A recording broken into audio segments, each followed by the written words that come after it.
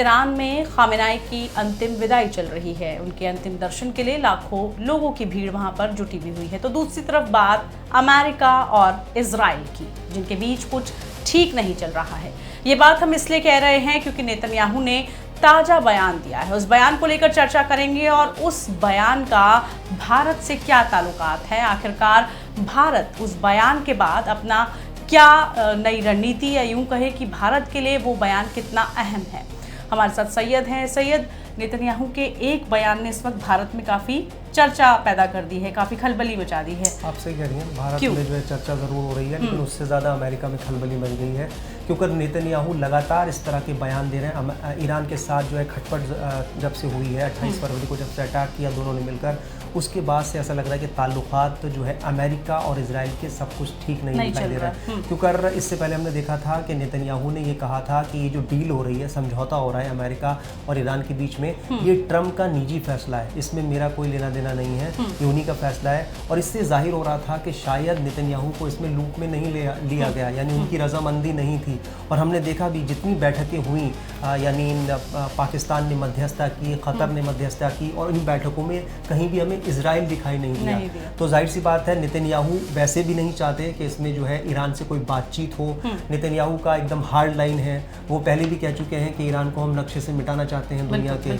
और जाहिर सी बात है, वो बातचीत यानी बातचीत के टेबल पर नहीं आना चाहते। इसी वजह से वो इस तरह के बयान दे रहे हैं। और वो बयान क्या है, वो सबसे पहले आपको बता देते हैं कि इजराइल के प्रधानमंत्री बेंजामिन नेतन्याहू ने अमेरिका के उपराष्ट्रपति जेडी वेंस की एक नसीहत जो उन्होंने दी थी, उसका जवाब दिया है और उसमें भारत का जिक्र किया गया है। उन्होंने दावा किया है कि भारत में उनको प्यार करने वाले बहुत सारे लोग हैं, उनको भारत में अपार समर्थन मिल रहा है।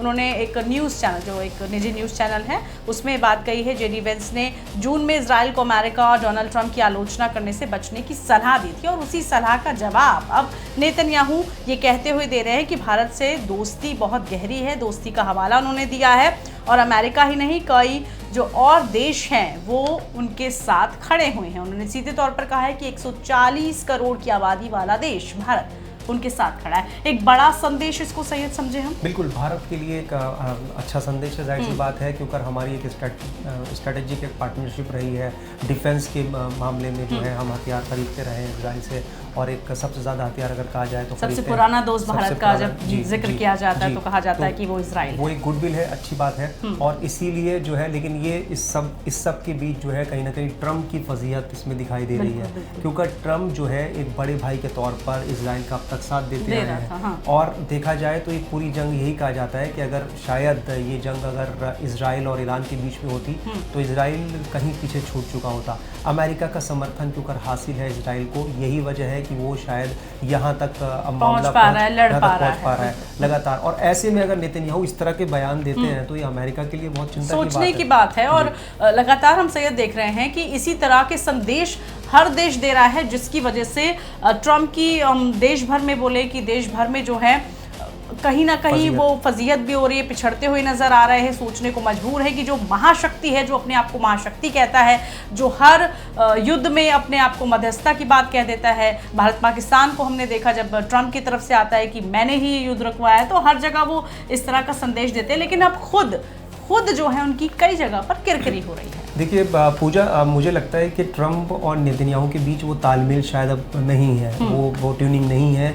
बयान क्योंकि दोनों के अलग अलग आ रहे हैं, वो अलग दिशा में जा रहे हैं, ये अलग दिशा में जा रहे हैं, और इसी तरह के बयान जो नेतन्याहू दे रहे हैं उससे ऐसा लग रहा है कि शायद इन लोगों में उस तरीके से बातचीत अभी नहीं हो रही है। इसीलिए वो जो है कभी अमेरिका के खिलाफ बयान देते हैं, कभी वो ट्रम्प के खिलाफ बयान दे देते हैं, कभी वो जेडी वेंस से सीधे तौर पर बयान दे देते हैं उनके खिलाफ। तो जाहिर सी बात है ये कहीं ना कहीं, लेकिन इसमें एक फ़ायदा जो है ईरान का भी होता दिख रहा है कहीं ना कहीं, क्योंकि जाहिर सी बात है नेतन्याहू और अमेरिका में खटपट चल रही है तो उसका सीधा फायदा, जैसे आपने कहा, कि ईरान के लिए होगा, क्योंकि अगर अमेरिका अपने पीछे कदम खींच लेगा तो उसका फायदा ईरान को मिलेगा। और लेकिन भारत के दृष्टिकोण से हम इस पर चर्चा कर रहे थे कि भारत के लिए कितना फ़ायदेमंद ये बयान रहने वाला है। आने वाले दिनों में हमें देखना होगा, और इसका भारत की तरफ से क्या जवाब आता है ये भी देखना होगा। जो दर्शक हमें देख रहे हैं वो भी कमेंट करके ज़रूर बताएं कि आप भारत और इजराइल की इस दोस्ती को कैसे देखते हैं।